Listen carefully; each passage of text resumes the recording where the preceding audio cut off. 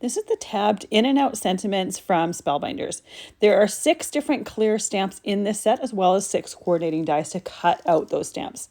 Anytime I use a clear stamp, I use a white eraser on the stamping surface and remove any possible manufacturing residue. It just helps it to take ink a little bit better. I also like to use a stamping platform like a Misty or something where you can stamp in exactly the same place multiple times. That way you can make sure to get a nice, clean, crisp stamping. You can use whatever inks you're wanting to use with the clear stamps.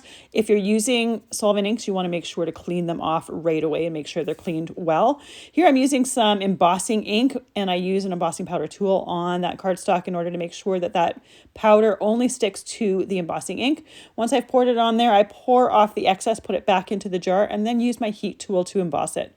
This way I have some nice crisp, clear sentiments that are raised as well as a little bit shiny. I used Uncharted Mariner Distress Glaze for these particular ones, but you can use whatever embossing powder you like. I always love embossed sentiments because I think it just adds some extra texture to the cards that you're creating. Once the sentiments are heat embossed, you can use the dies to cut them out. I like to use some tape to tape those dies in place, and here I'm using some Best Ever Craft tape. You can use whatever tape you like to make sure that they stay in place, or those dies stay in place while you're die cutting it.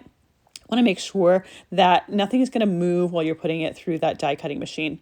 This is a great way to create stamps to coordinate with your project because you can use whatever cardstocks you want. You can use whatever embossing powders you want. You can use whatever inks you want. And I love always being able to customize the look to go with what I'm creating.